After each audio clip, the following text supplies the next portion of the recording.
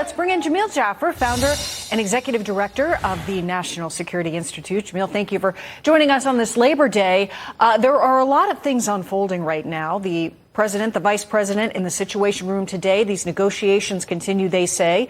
The death of these 6 hostages murdered by Hamas, including an American citizen, as these negotiations have been underway. And then you see Alexis there walking through New York City with the pro-Palestinian protesters. She spoke with one that says he won't be voting for Harris where he otherwise might have.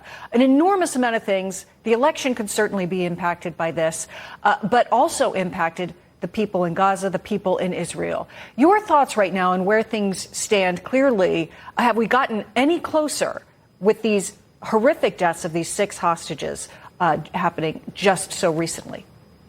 Well, Molly, here's what concerns me. You see all these people protesting on one side or the other. The real question is who's protesting for the 7 Americans that remain captive in Gaza in the hands of Hamas. We've now seen one American, Hirsch Goldberg, Poland, be killed with a gunshot to the back of the head, like those other 6 hostages. Remember, here's what's happening there in Gaza. It's not they're being killed by bombs or being killed in a firefight. Those hostages, those 6 hostages, were executed 48 to 72 hours before the Israeli guards found them, Israeli soldiers found them. That's what we're talking about. That's the kind of people we're dealing with. These were 6 people, 5 of whom were kidnapped at an outdoor dance, a young people's party, and so you wonder, why are Americans in the streets protesting in favor of Hamas when we have 7 American hostages still captive in Gaza? Yeah, once again, Hamas's brutality on full display here, which brings us to the point of these negotiations. As they've been ongoing, there's been a rather public fight going on covered by the media in Israel, where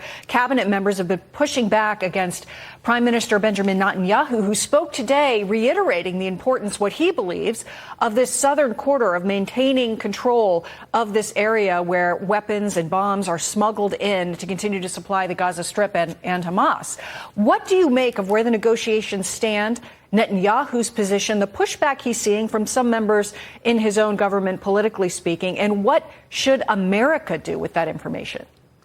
Well, I think one positive thing that we've seen is we've seen a change in the Hamas position of absolutely a complete end to hostilities there in Gaza. They've given up that demand, so we're closer to a deal than I think we ever were. But this question of how to prevent weapons and all the military equipment that's been flowing in from Egypt to Gaza is a very serious problem. And so Prime Minister Netanyahu has been fighting to keep control of that Philadelphia corridor. There are clearly disputes within the Israeli government. Yoav Gallant, the defense minister, voted against the policy of keeping them there, keeping the soldiers there, in part because there are some Israeli military officials who say you can't stop those tunnels from the surface if they're 150 feet deep. What you really need to do is hold the Egyptians and hold President Sisi accountable. And of course, we have some significant capability there because we supply Egypt with a significant amount of their support. So we've got to put pressure. Instead of putting pressure on Israel saying stop what's happening in Gaza, we should put pressure on Egypt saying stop allowing weapons to flow into Gaza. That's part of what will get a peace deal done here.